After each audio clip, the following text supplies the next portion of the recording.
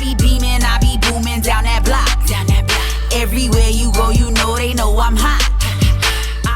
What's up? What's going on, my good people? Welcome back to the channel. Hope you all are doing well. If this is your first time here, I want to welcome you. Pull up a seat. Hope you enjoyed the content. And before we get into this video, I want to ask that you like, comment, share, subscribe, and go ahead and tap that bell while you're at it so you're notified anytime I drop a brand new video, go live, or schedule a premiere. All right, y'all. So it's my favorite time of the week. You know, I hope it's your favorite time of the week as well. It's story time.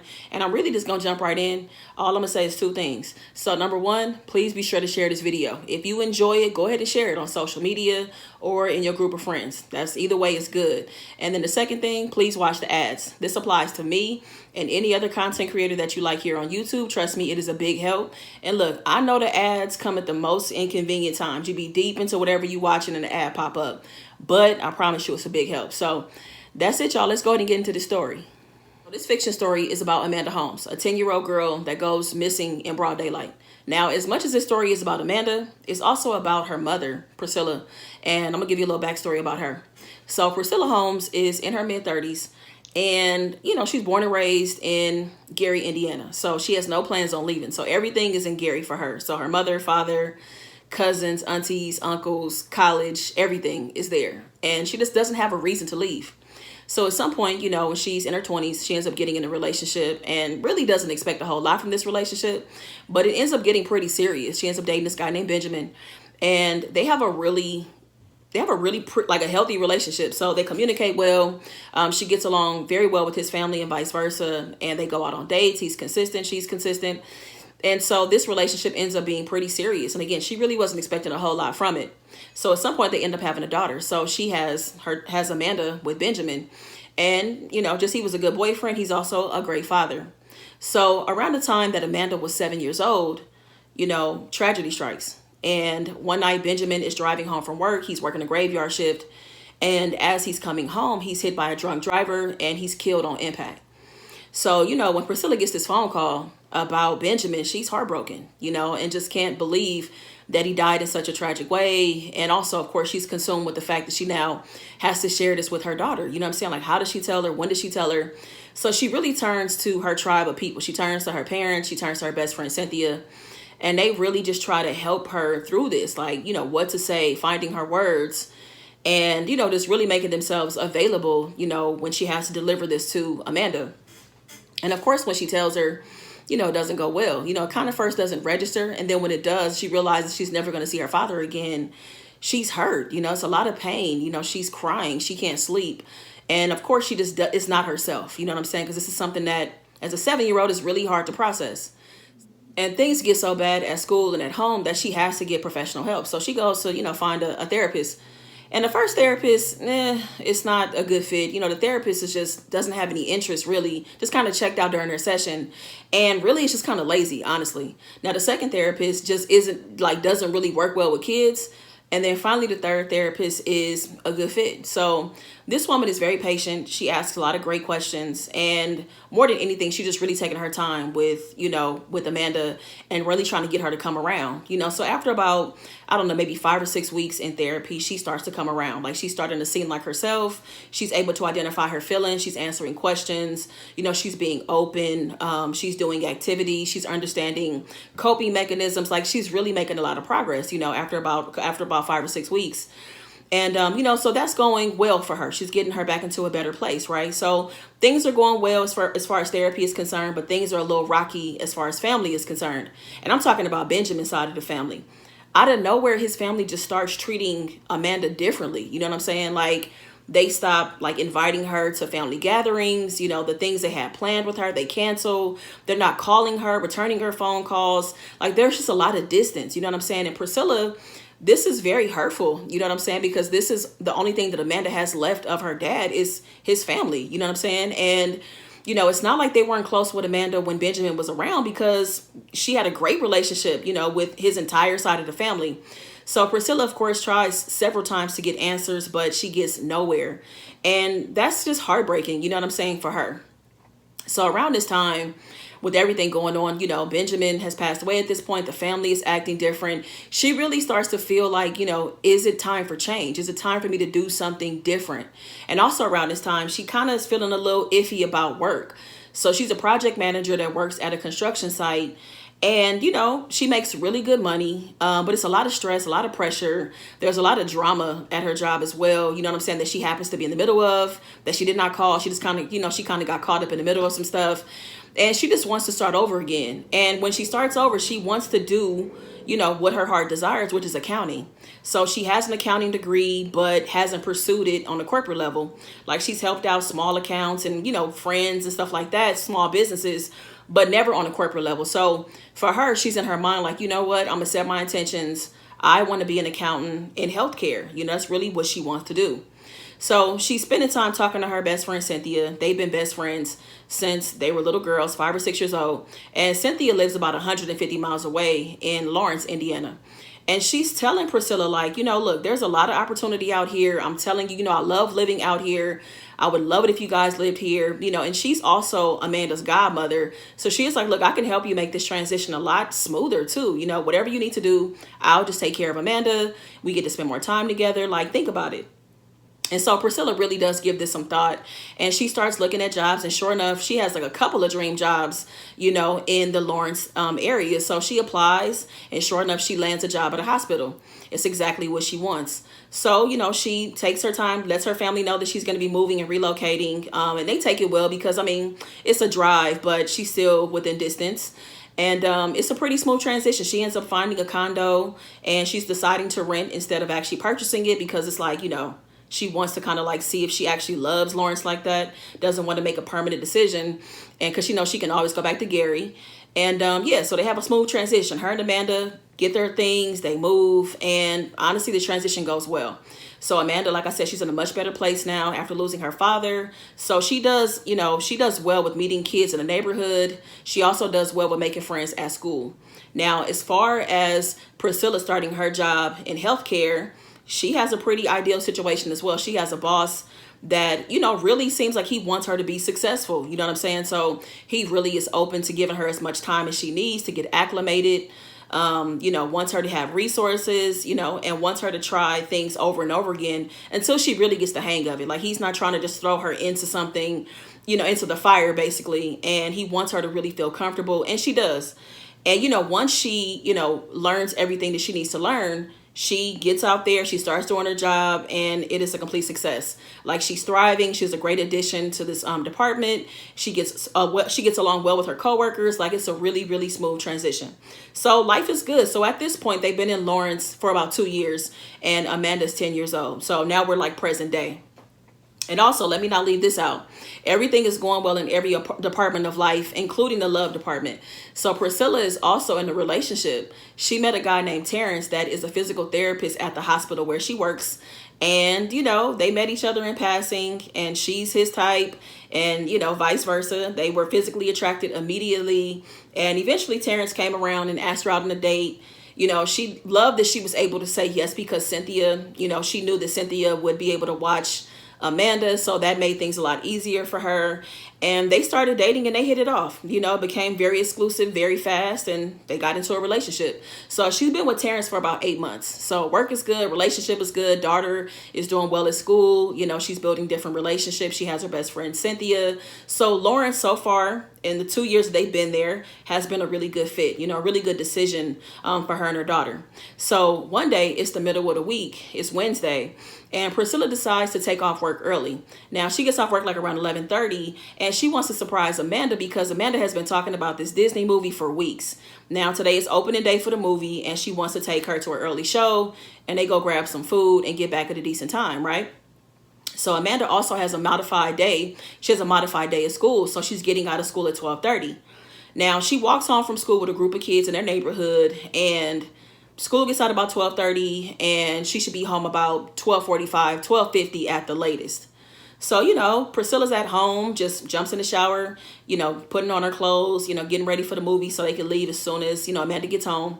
And 12:30 comes, it's 12:40, it's 12:45, it's 12:50, and now it's 1 o'clock. And Amanda hasn't come home.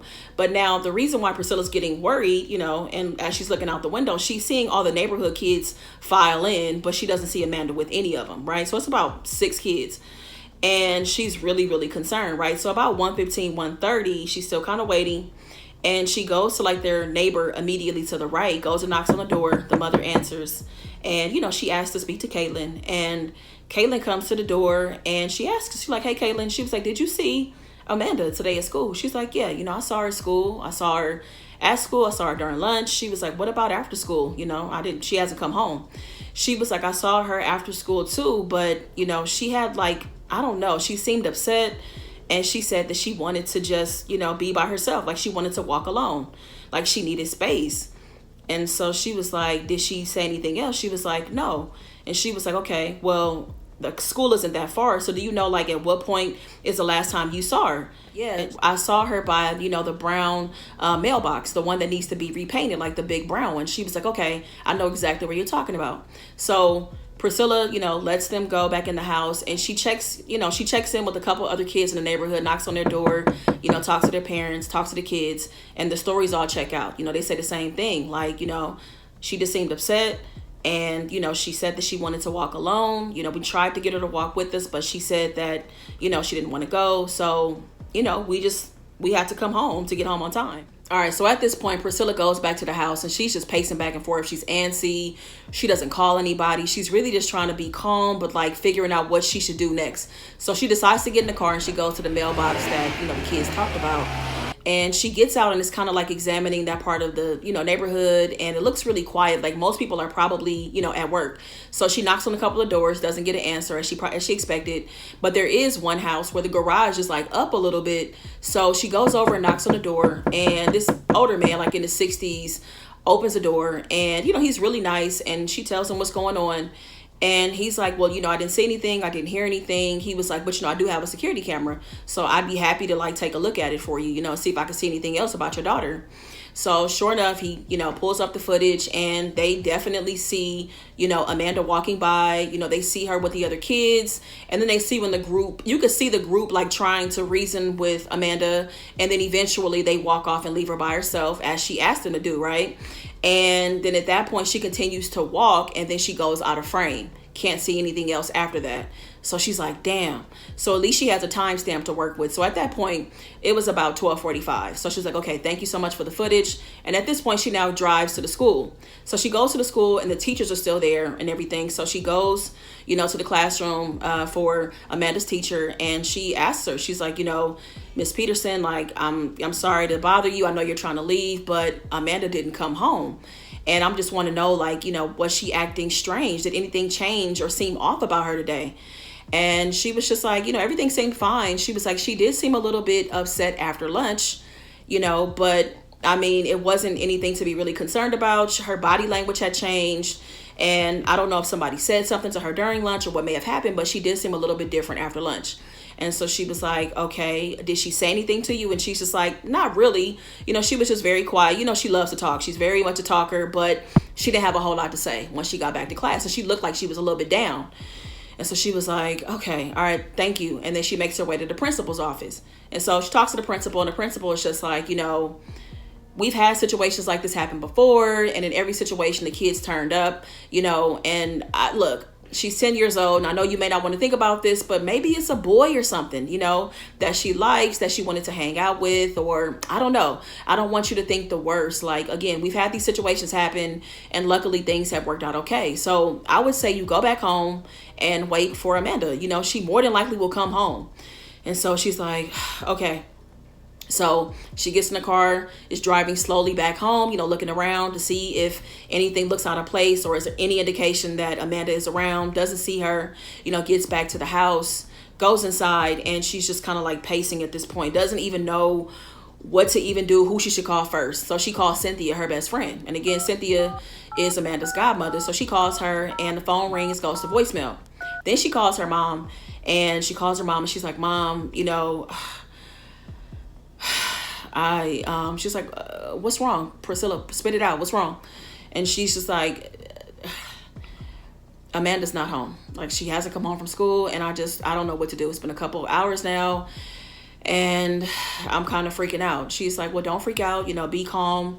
And, you know, I think that everything is going to be okay. She's like, yeah, no, like, this just doesn't feel right. This isn't Amanda. Like, this is not something that she would do. Like, she knows how important it is for her to come straight home. You know, the kids were talking about she was upset. Her teacher said her body language was different. So I don't know what anybody did to her or said that may have put her in a bad place. I don't know if she just ran away. I have no idea. And I really just don't know what to do, Mom.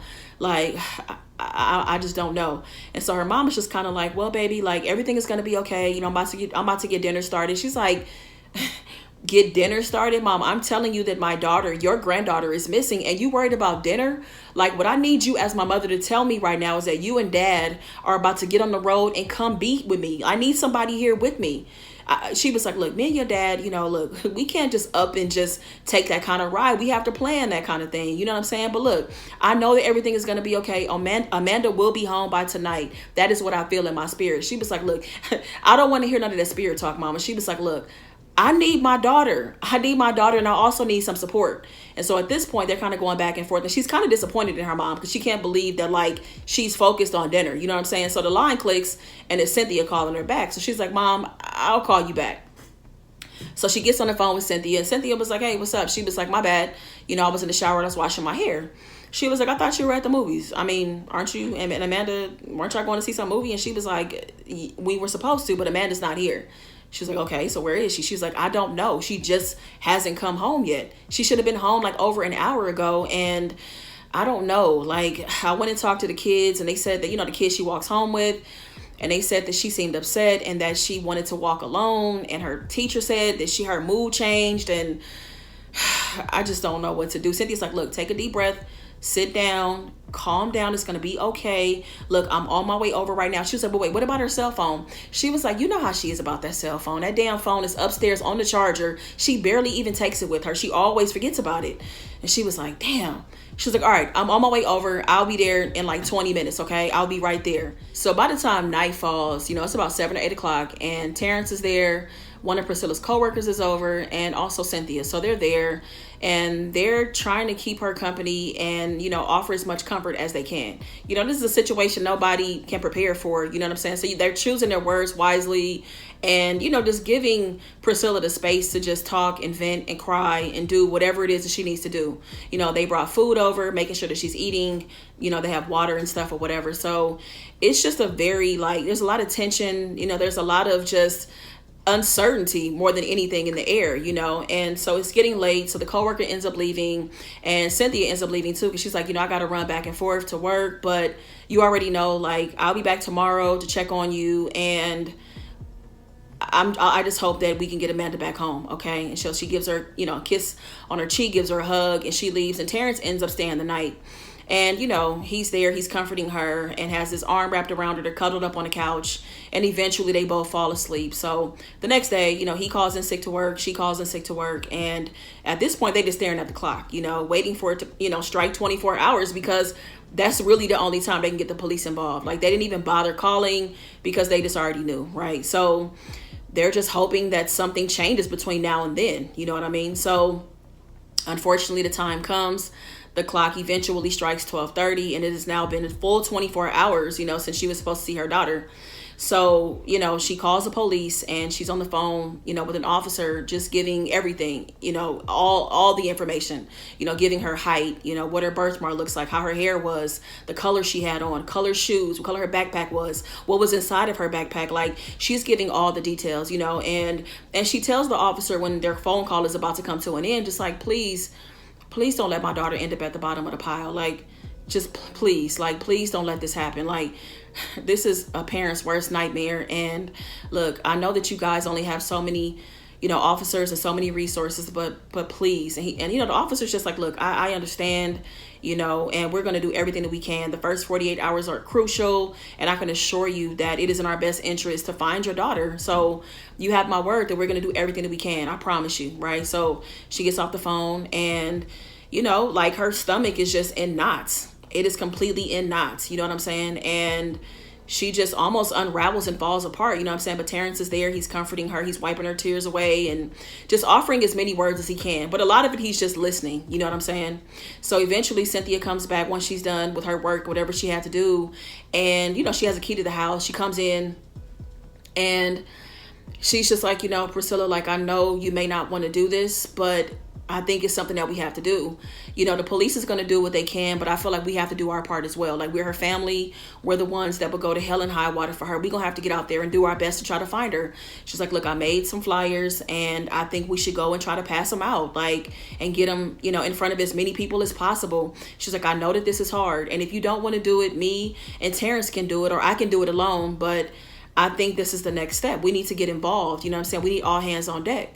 And so she's like, no, you're right. So they climb in Cynthia's truck and, you know, they go around for about 4 or 5 hours. You know, they're at gas stations, they're at parks, they're by the school, they're in different neighborhoods, you know, neighborhoods that are a couple miles away, and, you know, putting these flyers wherever they can, you know what I'm saying, on doors, doorsteps, windshields, anything, you know, and no one has seen anything. Unfortunately, nobody has anything to offer, like nothing at all. So they come back home and she just feels defeated, you know, and just anxious more than anything. You know what I'm saying? Like, every time her phone rings, she's on edge because it feels like it's at the police, you know, telling her that they found Amanda somewhere dead. And so it's just, it's bad. You know what I'm saying? So Terrence is really, you know, stepping up as her boyfriend and, you know, taking time off work and everything to really be there with her. So like 3 days after the missing persons report has been filed, there's a knock at the door. Terrence opens the door and it is Priscilla's parents, her mother and father, come in, and she kind of just rolls her eyes. And, you know, she's just kind of like, oh, now you want to show up. Like, finally, now you want to be here. Like, are you serious? Like, wow. And she's disappointed. Like, in her disappointment, she's not hiding it at all. And her mom is just like, I get it. Like, I understand why you feel the way that you feel. You know, but again, we couldn't just up and drive at that moment. We have to plan for a drive like that. You know, me and your father are getting up there in age, and we can't just do that kind of drive out of nowhere, you know. And that doesn't mean that we don't care about Amanda. You know what I'm saying? Like, we care, but we have to plan to be here. And, you know, your father had a doctor's appointment that could not be canceled. And so we're here now. And I understand you could be mad, but I am here at your service to do whatever you need. I will cook. I will clean. We can drive around the neighborhood. We can do whatever you need done, baby. Like, I'm here. Me and your father are here to help you however we can. And so, you know, Priscilla softens up and, you know, really just lets those tears flow. Like, she just starts crying. I mean, she is weeping, like, you know, like that weep where it really gets stuck in your throat. You know what I'm saying? And it feels good to have her mother and father around. You know what I'm saying? Like, their love, their presence is unmatched, right? So at this point, Terrence decides to go home. He wants to give, you know what I'm saying, Priscilla space with her parents. And of course, he's going to come back. You know, Cynthia's in touch. She calls on the phone. And so everybody really is just trying to rally around and be available to Priscilla and everything that's happening, you know? So now let's fast forward about 3 weeks, right? So 3 weeks in at this point, you know, since the missing person report has been filed, and there aren't really any leads. I'm not going to lie to you. Everything is not looking good. This case feels like it's turning cold, you know, and, you know, Priscilla, she checks in with the detectives of police department, and it's like, so where are we with things? And they're like, ma'am, like, it's not looking good. Like, the leads we have gotten us nowhere. And things are drying up very fast, you know, and we haven't found anything. We haven't found a body. And of course, we're going to keep you posted, but we don't have anything at this time. And she is just like, okay, well, what else can you do? And he's like, there's not much else we can do. You know, we can't just dedicate all of our resources and time to your daughter. I'm sorry, you know. And of course, as a mom, she's like, why not? And he's like, because, like, this isn't our only case. She isn't the only child that's missing. And there's still crime and things that, you know, we as a police department have to help and manage with. We only have so many resources. And she just hangs up the phone and just cries, you know, drinks, and just like falls asleep. You know what I'm saying? So like that night she falls asleep and she feels a nudge in the middle of the night. It's about 3 a.m. And it's her mom. She's standing over her and she leans in her ear and says, we're about to leave. And so Priscilla pops up and is like, wait, where are you guys going? And she's like, man, your dad have to get back on the road. She was like, you know, it's time for us to, you know, kind of pack up, you know, things. I think that our job here is done. And Priscilla's like, I'm sorry. Like, what do you mean your job here is done? Mama, I need you. Like, I need you more than ever. Like, I mean, come on. Like, my daughter is missing. Like, you know how lost I feel? Do you know how helpless I feel? And she's like, exactly. I feel helpless too. You know, I've done a couple of things, but I feel like there's nothing I can do at this point. And honestly, Priscilla, I really think that it's time for you to start preparing yourself for the worst. Like, Amanda might not come home. And Mama, how could you say something like that?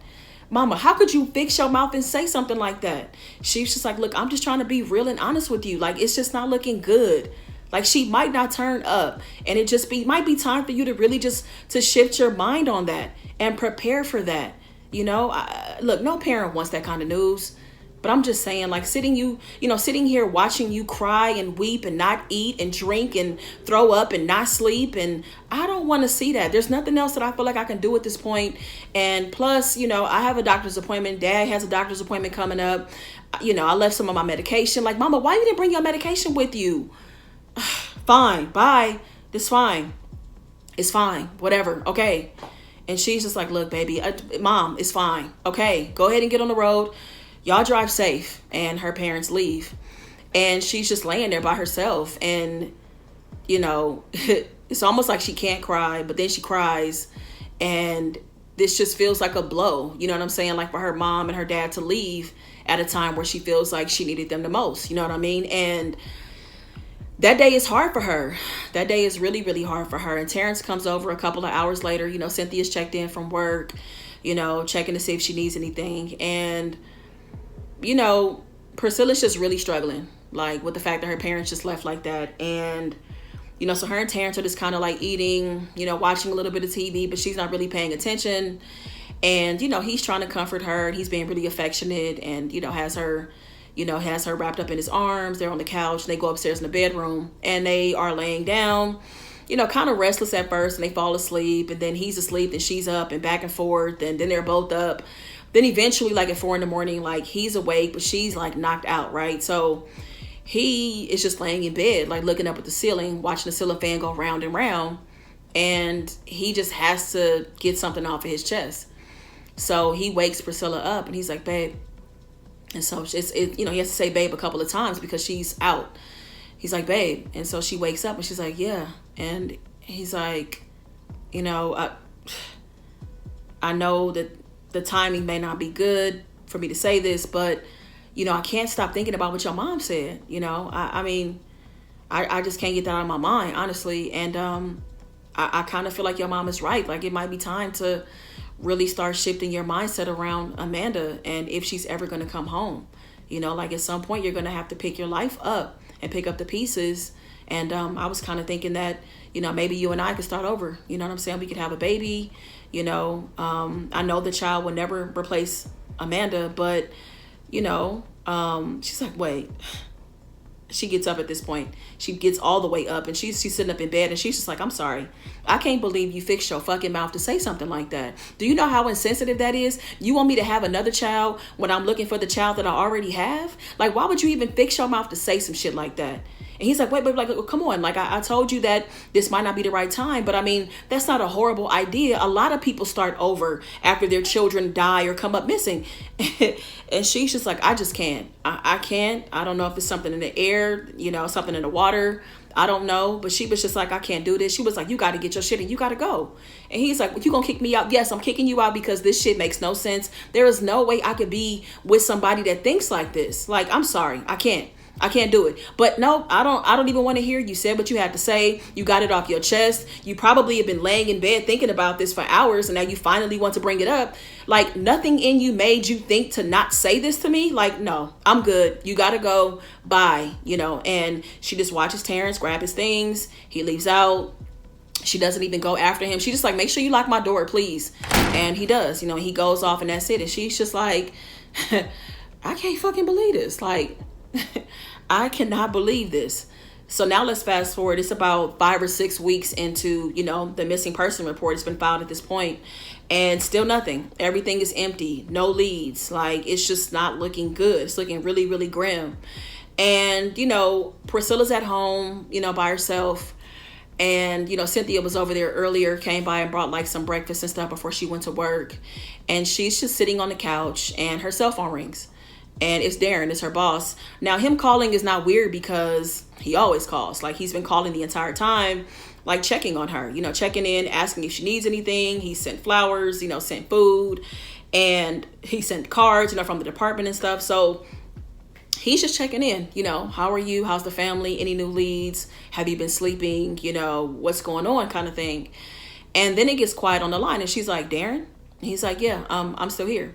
She's like, okay, well, I guess I'm going to get ready to go. And he's like, wait, there's something else that I have to tell you. And she's like, okay. But he's like very hesitant, you know, and she's like, Darren, what's up? And he's like, look, I don't want to be the bearer of, hold on. Are you about to fire me? And he's like, this is not my decision, but of course I have to be the one to give the news to you. And honestly, this whole thing has been a distraction, number one. You know, the police have been up here several times. The news crews have been up here as well, and it's been a distraction. And so there's a lot of things going on you don't know about that I haven't mentioned. But besides that too, like, you know, we're down pretty bad, you not being here, and we were already stretched thin even when you were here. So I got to find somebody to fill that position. So you can't find nobody temporarily? I tried that, but they want somebody permanently. So either you need to be here by the end of the week, or I have to let you go. You gotta be fucking kidding me. Darren, are you serious? Priscilla, unfortunately, yes, I am serious. But the upside to all of this is that you will have your benefits and you will have your full salary until, you know, the rest of the end of the year.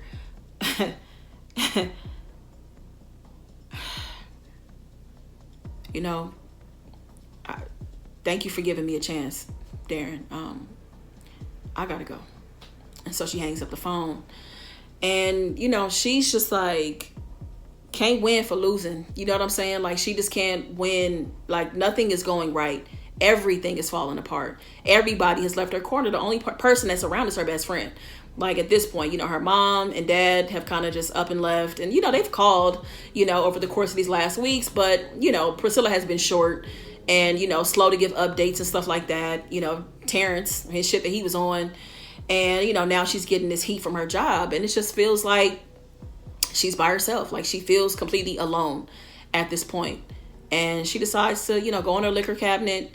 She's really been doing a good job not drinking during all of this. She's had some drinks, but I mean, like, really good, like, not, you know, being drunk every single day. She feels like that's a victory.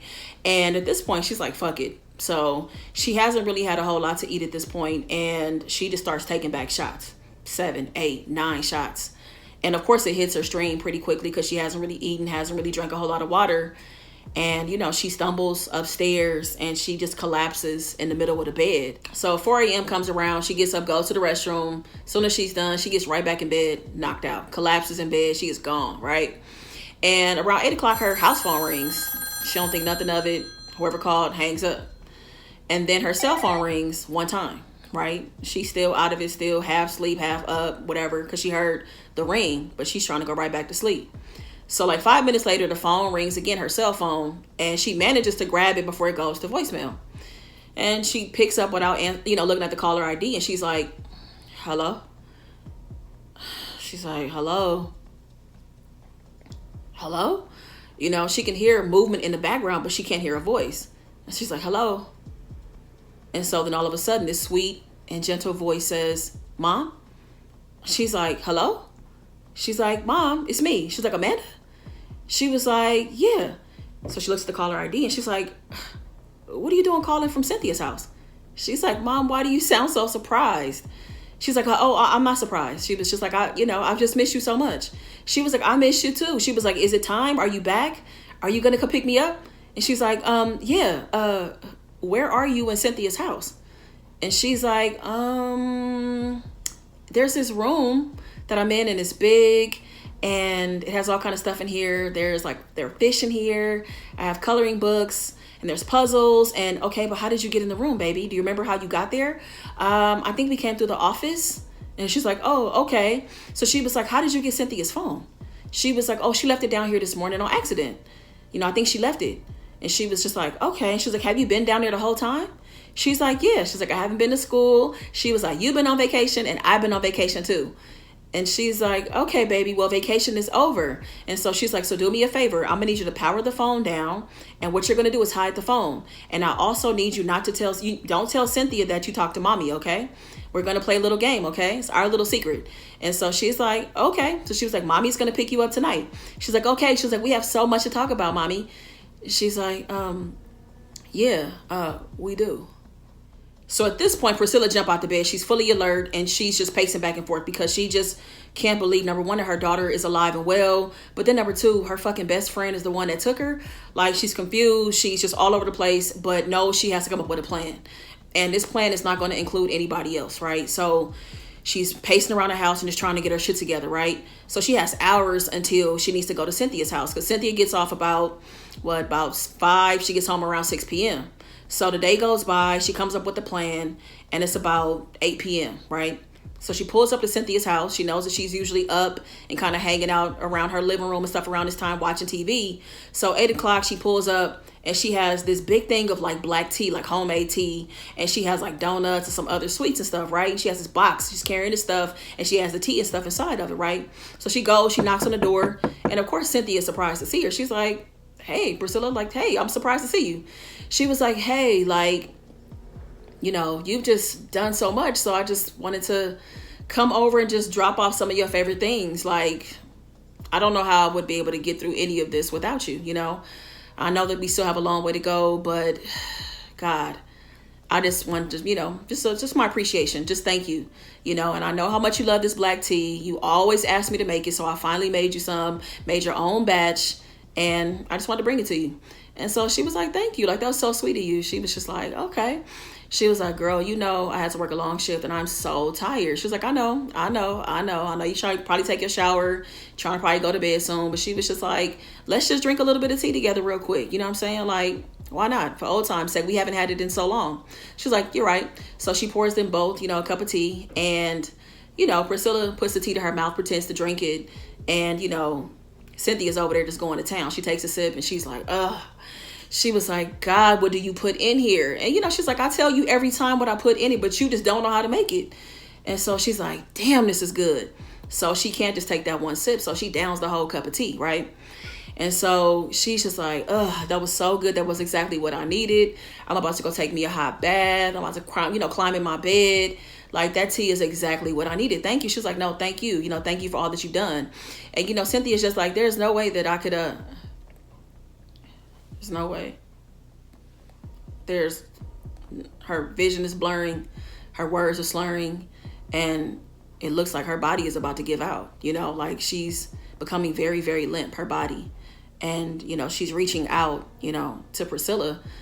And then she just crashes to the ground, you know. And Priscilla doesn't try to break her fall at all. She lets her fall on the ground. And she goes to work because she knows that she has, you know, a limited amount of time before she comes to, right? So she rushes upstairs. You know, she remember Amanda saying that she was by the office. So she goes into the office and she's looking and she's like, God, like, what's she talking about? Like, I wish she would have remembered how she got into this room. Went through everything. Like, she's looking at this room. She's pulling out drawers. She's looking on shelves. She's flipping things over. And nothing is making sense. Like, she's tapping on the walls, trying to see if anything is going to turn, and nothing happens. She goes to the bookshelf. She's pulling books off the shelf.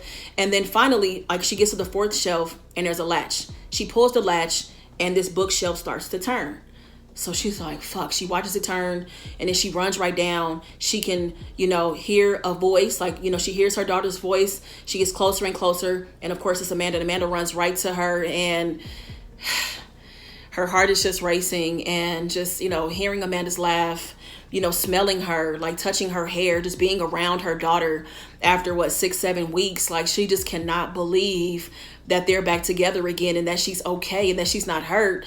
And oh my God. So, you know, she grabs Amanda and she's like, come on, let's go, baby. We got to go. And she was like, why are we rushing? She was like, Mom, we have to go. Okay, let's go. So they rush into the car. She locks the door. She pulls the phone out. She calls a detective and she's just like, you wouldn't believe it. She was like, I found Amanda, but I need you guys to get here at 2363 Pine Avenue immediately. I'm at the person's house that kidnapped my daughter. Please hurry. And then she hangs up the phone. And that's the end of the story. You know, that's the end of the story. And a little detail about Cynthia is, you know, Cynthia has been in Priscilla's shadow most of their life. You know what I'm saying? Like, she always thought she was prettier. She thought she had more boys. You know, that was in childhood, but then it carried into adulthood as well. You know, it carried there, you know, where it was just like she had more jobs. She was still getting more men. She had more friends. And she just always felt like she was in her shadow. You know what I'm saying? Like, just always. And she's just kind of envied her forever. And now, mind you, Priscilla never made her feel this way. She just put herself in this position where she thought less of herself. You know what I'm saying?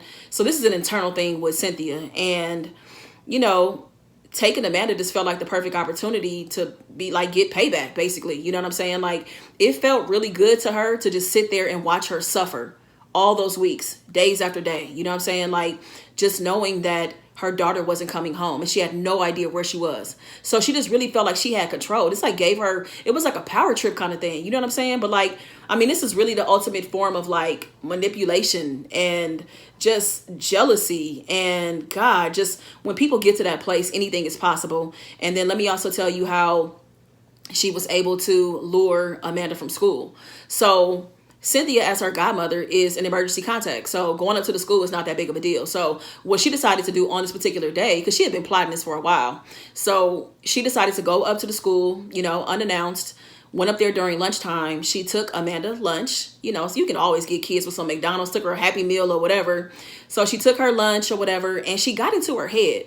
She basically was just telling her all these negative things about like her dad, like your dad never wanted you, your dad never loved you, like just all this stuff. She was just like on some like, you know, I just, I love you, and I feel like it was important for you to know, you know what I'm saying? So of course, when she went back after lunch, she was just like in a mood, you know, and it was hard for her. You know what I'm saying? Like, she was just like trying to understand, like, why would her dad not love her? Why would her dad not want her? You know, and kind of feeling like, was she the reason that he died? You know what I'm saying?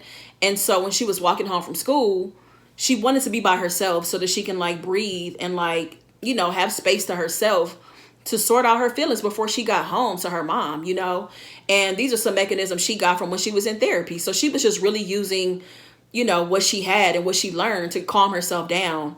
And, you know, so once the kids were gone, you know, Cynthia pulled up, and it was nothing for, you know, for her to get in the car with Cynthia because she trusted her. She trusted her. So her getting in, she went willingly. And, you know, Cynthia convinced her just like, you know what? Hey, your mom and Terrence are taking a vacation. They're going out to another country. So while they're gone, you don't have to go to school. I'm going to be watching you. You know, I'll be in and out to work, but you're going to spend a lot of time in this room by yourself. And look, I have everything in here for you. So everything that was in there was like pens and papers and puzzles. And there was an old TV down there, but like it was a VHS type of situation going on. So she didn't have anything down there that gave her access to the outside world, if that makes sense. You know what I'm saying? Because she had to keep her being there a secret. And I don't know what her plans were.